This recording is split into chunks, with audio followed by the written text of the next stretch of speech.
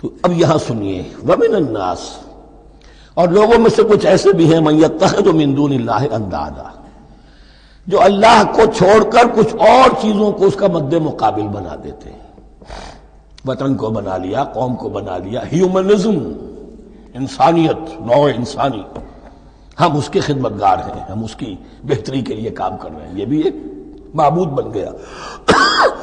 اور سب سے گھٹیا انسان وہ ہے کہ اپنے ہی حسن کا دیوانہ بنا پھرتا ہوں، اپنا ہی نفس ہے، اسی کے گر چکر لگا رہا ہے، وہی حریم ہے اس کا، وہی حرم ہے اس کا، اور وہ طواف کر رہا ہے اپنے نفس کا، تو وہ بھی تو اس کا ایک معبود ہے۔ لوگوں میں سے وہ بھی ہیں کہ جو اللہ کو چھوڑ کر کسی اور چیز کو اس کا مد مقابل بنا دیتے ہیں۔ یحبونہم کحب اللہ، اور ان سے محبت کرنے لگتے ہیں جیسی کہ اللہ سے کرنی چاہیے۔ یہ فلسفہ ہے اصل میں، ہندی میں سے آدرش کہتے ہیں، عربی میں نصب العین، انگلش میں آئیڈیل۔ ہر باشعور انسان کسی شے کو اپنا آئیڈیل بناتا ہے اور اس سے پھر محبت کرتا ہے، اس کے لیے جیتا ہے، اس کے لیے مرتا ہے، قربانیاں دیتا ہے، ایثار کرتا ہے، قوم کے لیے قربانی، وطن کے لیے قربانی، فلاح کے لیے قربانی، خود اپنی ذات کے لیے قربانی۔ یحبونہ کحب اللہ، یہ سارے کام تو اللہ کے لیے کرنے کے تھے، جیو اللہ کے لیے، مرو اللہ کے لیے، محبت اس سے کرو۔ ان صلاتی و نسکی و محیای و مماتی للہ رب العالمین۔ تم نے اپنی یہ ساری نسبتیں کسی اور شے کے ساتھ وابستہ کر دی، تم نے اللہ کا مد مقابل تراش لیا۔ می تراشت فکر ما ہر دم خدا بندے دیگر، رست از یک بند تا افتاد در بندے دیگر۔ انسان معبود تراشتا رہتا ہے اپنے ذہن سے، اور ان کے لیے محبت کرتا ہے، جانے دیتا ہے، قربانیاں دیتا ہے۔ وَمِنَ النَّاسِ مَن يَتَّخِذُ مِن دُونِ اللَّهِ أَندَادًا يُحِبُّونَهُم كَحُبِّ اللَّهِ، یہ مضمون بھی سورہ حج میں زیادہ واضح ہوگا۔ وَالَّذِينَ آمَنُوا أَشَدُّ حُبًّا لِلَّهِ، پھر یہ لٹمس ٹیسٹ کا لفظ میری زبان پر آ رہا ہے، اور جو لوگ واقعتاً صاحب ایمان ہوتے ہیں ان کی شدید ترین محبت ہوتی ہے اللہ کے ساتھ۔ اگر یہ نہیں ہے، اگر یہ نہیں تو بابا پھر سب کہانیاں ہیں۔ کوئی شے اللہ سے زیادہ محبوب ہو گئی وہ تمہاری معبود ہے، تم نے اللہ کو چھوڑ دیا، چاہے وہ دولت ہی ہے، چاہے عبد الدینار و عبد الدرہم، ہلاک اور برباد ہو جائے درہم و دینار کا بندہ۔ نام عبد الرحمن ہے، حقیقت میں عبد الدینار ہے۔ دینار آنا چاہیے، حرام سے آئے، حلال سے آئے، جائز سے آئے، ناجائز سے آئے، تو معبود اللہ نہیں ہے، معبود دینار ہے۔ ہندو نے یہ کیا کہ لکشمی دیوی کی ایک مورتی بنا کر پوجنا شروع کر دیا، یہ لکشمی دیوی اگر ذرا مہربان ہو جائے گی دولت آ جائے گی۔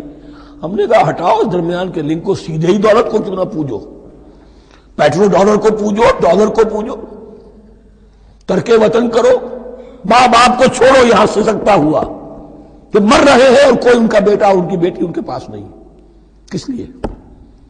ڈالر۔ کون معبود ہوا؟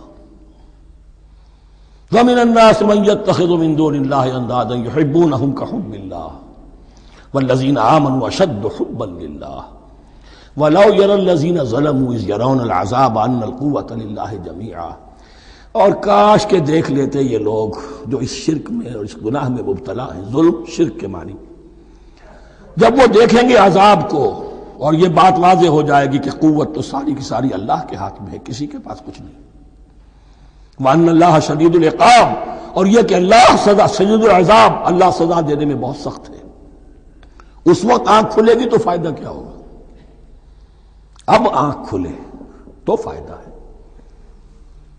اِسْتَبَرَّأَ الَّذِينَ اتُّبِعُوا مِنَ الَّذِينَ اتَّبَعُوا، اب انسانی معاشرے کے اندر یہ ہوتا ہے، کچھ لوگ ہوتے ہیں لیڈر لوگ جو اپنے پیچھے لوگوں کو لگا لیتے ہیں، چاہے ڈیماگوگز ہوں، چاہے مذہبی جو ہے وہ مسندوں کے والی ہوں، اپنے پیچھے لگاتے ہیں، اور ان کے پیچھے لگنے والے جو ہیں وہ یہ سمجھتے ہوئے ان کی عزت بھی ہے، ان کا احترام بھی ہے، ان کے نیچے دبے بھی ہوئے، ان کا پیچھے پیچھے چلتے ہیں۔ قیامت کے دن وہ تبرہ کریں گے کہ تم نے ہمیں مروایا، ہم تمہاری پیروی کرتے رہے، ہم نے سمجھا تم جو کہہ رہے ہیں وہ ٹھیک ہے، ہم نے تمہیں اپنا لیڈر مانا۔ اب وہ اعلان برات کریں گے، اللہ ہمارا ان سے کوئی تعلق نہیں، استبرأ الذین اتبعوا، اور اس کے جواب میں پھر وہ کریں گے ہمارا تم سے کوئی تعلق نہیں۔ اس روز کے جن لوگوں کا اتباع کیا گیا تھا دنیا میں، لیڈر لوگ، وہ ان لوگوں سے جنہوں نے پیروی کی تھی ان سے تبرہ کریں گے۔ وَرَأَوُا الْعَذَابَ وَتَقَطَّعَتْ بِهِمُ الْأَسْبَابُ، اور وہ دیکھ لیں گے عذاب کو، نگاہوں کے سامنے جہنم آ جائے گی اور تمام رشتے منقطع ہو جائیں گے۔ یوم یفر المرء من اخیہ وامہ وابیہ وصاحبتہ وبنیہ لکل امرئ منہم یومئذ شأن یغنیہ یود المجرم لو یفتدی من عذاب یومئذ ببنیہ وصاحبتہ واخیہ وفصیلتہ التی تؤویہ ومن فی الارض جمیعا ثم ینجیہ۔ ہر انسان چاہے گا میرے باپ کو، بیٹے کو، بھائی کو، ماں کو، بیوی کو، اولاد کو، تمام انسانوں کو چھوڑ دو جہنم میں، خدا کے لیے کسی طرح مجھے بچا لو۔ تقطعت بہم الاسباب، سارے رشتے منقطع ہو جائیں گے، جن رشتوں کی وجہ سے حرام کو حلال اور حلال کو حرام کر رہے ہو، جن کی دلجوئی کے لیے حرام کی کمائی کرتے ہو، جن کی دلجوئی کے لیے دین کے راستے سے آگے نہیں بڑھ رہے ہو، دین کے راستے میں بیوی ناراض نہ ہو جائے، گھر والے ناراض نہ ہو جائیں، بتقطعت بہم الاسباب، یہ سارے رشتے یہیں تک کے لیے ختم ہو جائیں۔ وقال الذین اتبعوا، اور جو ان کے پیروکار تھے وہ کہیں گے لو ان لنا کرۃ، اگر کہیں ہمیں دنیا میں لوٹنا نصیب ہو جائے، فنتبرأ منہم کما تبرؤوا منا، تو ہم بھی ان سے اسی طرح برات کریں گے جیسے آج یہ ہم سے برات کر رہے ہیں۔ کذالک یریہم اللہ اعمالہم حسرات علیہم، اس طرح اللہ ان کو دکھائے گا ان کے اعمال حسرتیں بن جائیں گی، کاش کہ ہم نے سمجھا ہوتا، کاش کہ ہم نے ان کی پیروی نہ کی ہوتی، کاش کہ ہم نے ان کو اپنا لیڈر اور اپنا ہادی اور رہنما نہ مانا ہوتا۔ وما ہم بخارجین من النار، لیکن وہ اب آگ سے نکلنے والے نہیں ہوں گے۔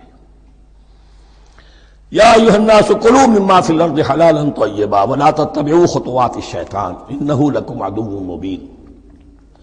اے لوگو، زمین میں جو کچھ حلال اور طیب ہے، حلال ہے اور پاک ہے، صاف ستھری چیز اور حلال چیز، وہ کھاؤ، اور شیطان کے نقش قدم کی پیروی نہ کرو، انہ لکم عدو مبین، یقیناً وہ تمہارے لیے کھلا دشمن ہے۔ یہ بحث اصل میں کھلے گی سورہ انعام میں جا کر۔ وہاں عرب میں یہ رواج تھا، بتوں کے نام پر کوئی جانور چھوڑ دیتے تھے، اس ہندوؤں میں بھی تھی رواج، ہم نے تو بچپن میں دیکھا ہے، کوئی سانڈ چھوڑ دیا، کسی کے کان جو ہے وہ چیر دیے، یہ فلاں بت کے لیے ہے، فلاں دیوی کے لیے ہے، اب اسے کوئی کچھ نہیں کہہ سکتا تھا، وہ جہاں چاہیں وہ منہ ماریں جا کر ان کا، اور پھر ان کا ظاہر بات ہے ان کا گوشت کیسے کھایا جا سکتا تھا۔ تو عرب میں بھی یہ رواج تھے، اور ابھی تک اس کے کچھ نہ کچھ ریزیڈول ایفیکٹس تھے۔ آباء و اجداد کی جو رسمیں چلی آ رہی ہوں وہ آسانی سے جو ہے وہ چھوٹتی نہیں ہے، کچھ نہ کچھ اثرات رہتے ہیں، جیسے آج تک ہمارے ہاں ہندوانہ اثرات موجود ہیں۔ تو ایسے لوگوں سے کہا جا رہا ہے کہ یہ تمام حرمتیں جو تمہارے ان لوگوں نے، مشرکین نے بنا لی تھی، یہ جانور حرام، یہ جانور حرام ہو گیا، اسے فلاں کے نام پر نامزد کیا ہے، اس اونٹ کی جو ہے اتنی اونٹنیوں کے ساتھ جفتی ہو چکی ہے، اب بس اس کو خالی کر دو، چھوڑ دو، نہ اس کے اوپر سواری کی جائے گی اور نہ اس کا گوشت کھایا جائے گا، یہ کوئی نہیں ہے۔ جو چیز حلال ہے اصلاً اور طیب ہے، کھاؤ۔ انما یامرکم بالسوء والفحشاء، یقیناً شیطان تمہیں حکم دیتا ہے بدی کا اور بے حیائی کا، وان تقولوا علی اللہ ما لا تعلمون، اور اس کا کہ تم کہو اللہ کی طرف نسبت کر کے جو تم جانتے نہیں ہو، کہ اللہ نے حرام کیا۔ بھائی تمہیں کہاں معلوم؟ کوئی دلیل لاؤ، کسی کتاب میں دکھاؤ کہ اللہ نے یہ چیز حرام کر دی۔ وَإِذَا قِيلَ لَهُمُ اتَّبِعُوا مَا أَنزَلَ اللَّهُ قَالُوا بَلْ نَتَّبِعُ مَا أَلْفَيْنَا عَلَيْهِ آبَاءَنَا، اور جب ان سے کہا جاتا ہے اتباع کرو اس کی جو اللہ نے نازل کیا ہے، قالوا، وہ کہتے ہیں بل نتبع ما الفینا علیہ آباءنا، ہم تو پیروی کریں گے اس کی جس پر ہم نے پایا اپنے آباء و اجداد کو۔ اب لو کان آباؤہم لا یعقلون شیئا ولا یہتدون، کیا وہ اپنے آباء و اجداد ہی کی پیروی کرتے رہیں گے، خواہ ان کے آباء و اجداد نہ کسی بات کو سمجھ پائے ہوں، نہ ہدایت یافتہ ہوئے ہوں۔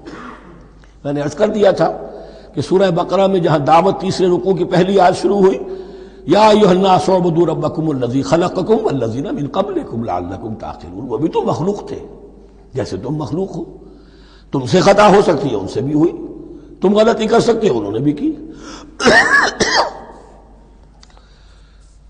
وَمَثَلُ الَّذِينَ كَفَرُوا كَمَثَلِ الَّذِي يَنِقُ بِمَا لَا يَسْمَعُ إِلَّا دُعَاءً وَنِدَاءً. یہاں ذرا تمثیل کے اندر ایک پیچیدگی ہے کہ بظاہر ترجمہ تو یہ ہوگا کہ مثال ان لوگوں کی جنہوں نے کفر کیا اس شخص کی سی ہے جو پکار رہا ہے ایسی چیز کو جو نہ سنتا ہے نہ سمجھتا ہے. ہاں یہ پتہ چلتا ہے کہ کچھ پکار رہا ہے، جانور ہوتے ہیں انہیں اور کیا سمجھ میں آتا ہے.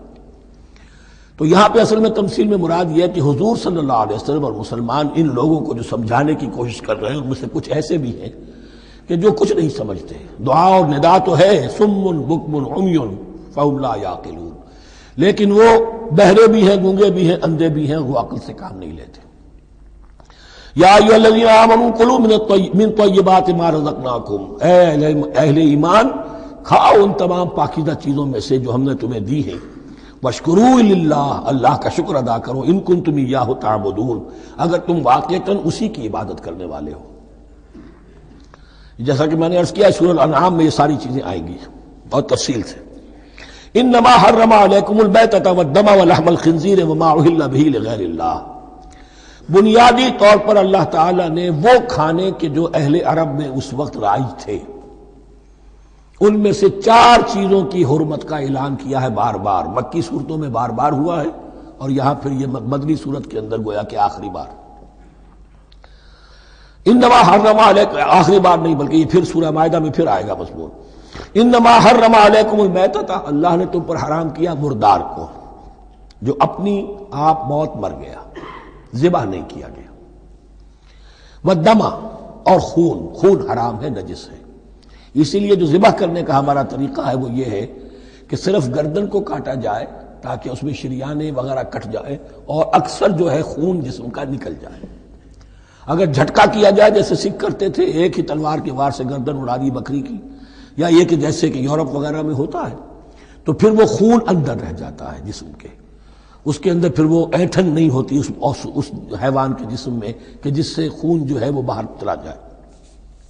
تو وہ لحم الخنزیر، اور تیسری چیز ہے خنزیر کا گوشت، اور چوتھی چیز وما اہل بہ لغیر اللہ، اور وہ کہ جس پر پکارا گیا ہو کسی کا نام اللہ کے سوا. اب اس میں ایک چیز تو یہ ہے کہ جسی شے کو ذبح کرتے ہوئے کسی بت کا، کسی دیوی کا، کسی دیوتا کا تذکرہ کیا وہ تو حرام مطلق ہو ہی گیا، اس کا گوشت کھانا حرام مطلق ہے. لیکن اسی کے تابع یہ ہوگا کسی بزرگ کا قرب حاصل کرنے کے لیے اس کے مزار پر لے جا کر وہاں ذبح کیا جا رہا ہے. پوچھیں گے تو ہم تو اللہ کے لیے ذبح کر رہے ہیں، تو اللہ کے لیے تو اپنے گھر میں بھی کر سکتے تھے ذبح، یہاں کیوں لائے ہو؟ اس کو تم نے کسی اعتبار سے اس صاحب قبر کا جو ہے اس کا تقرب حاصل کرنے کا ذریعہ بنایا. یہ چیزیں بھی اسی کے تابع ہو جائیں گی. اللہ کے لیے کرنا تو ہر جگہ کر سکتے ہو. ہم تو صرف ایصال ثواب کے لیے کر رہے ہیں، تو اپنے گھر میں بیٹھ کر کرو گے تو کیا ایصال ثواب نہیں ہو جائے گا؟ ٹھیک ہے اللہ ہم یہ خرچ کر رہے ہیں، ہم نے یہ جانور ذبح کیا ہے تیرے لیے، اس کا ثواب جو ہے فلاں کو پہنچا دے. یہ ہے 4 چیزیں بنیادی طور پر. فمن اضطر غیر باغ ولا عاد، ان میں بھی ایک رعایت ہے. اگر کوئی مضطر ہو گیا ہے، مجبور ہو گیا ہے، جان نکل رہی ہے اور کوئی شے کھانے کو نہیں، لیکن 2 شرطیں پوری ہو، غیر باغ ولا عاد، وہ اس حرام کی طرف رغبت نہ رکھتا ہو اور نہ جو ناگزیر حد ہے جان بچانے کی اس سے آگے بڑھے. صرف جان بچانے کے لیے مردار کا گوشت بھی کھا سکتا ہے، سور کا گوشت بھی کھا سکتا ہے، جو بھی چاہے جان بچانے کے لیے یہ رخصت ہے، لیکن اس شے کی طرف کوئی رغبت اور میلان طبیعت میں نہ ہو. یہ اللہ تو جانتا ہے. اگر تو معاملہ اس سے ہے تو اس سے تو چھپی ہوئی بات نہیں ہے، اور جتنا ناگزیر ہے جان بچانے کے لیے اس سے آگے نہ بڑھے. فلا اسم علیہ، ان 2 شرطوں کے ساتھ جان بچانے کے لیے حرام چیز بھی کھائی جا سکتی ہے. ان اللہ غفور الرحیم، یقیناً اللہ غفور الرحیم ہے. ان الذین یکتمون ما انزل اللہ من الکتاب ویشترون بہ ثمنا قلیلا، یقیناً وہ لوگ جو چھپاتے ہیں اس کو جو اللہ نے نازل کیا ہے کتاب میں سے اور فروخت کرتے ہیں انہیں بہت حقیر سی قیمت پر، اولئک ما یاکلون فی بطونہم الا النار، یہ لوگ نہیں بھر رہے اپنے پیٹوں میں مگر آگ. ولا یکلمہم اللہ یوم القیامہ، اللہ ان سے کلام نہیں کرے گا قیامت کے دن. ولا یزکیہم، نہ انہیں پاک کرے گا. ولہم عذاب علیم، ان کے لیے دردناک عذاب ہے.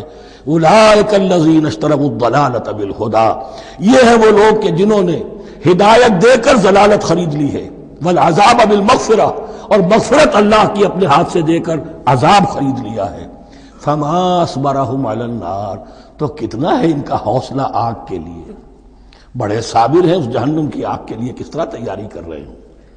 ذالک بان اللہ نزل الکتاب بالحق، یہ اس لیے کہ اللہ نے تو کتاب نازل کی حق کے ساتھ، وان الذین اختلفوا فی الکتاب لفی شقاق بعید، اور یقیناً جن لوگوں نے کتاب اور شریعت میں پھر یہ پگڈنڈیاں نکالی، اختلاف کی، وہ بڑی ہی دشمنی میں اور بڑی ہی شقاوت کے اندر مبتلا ہو گئے۔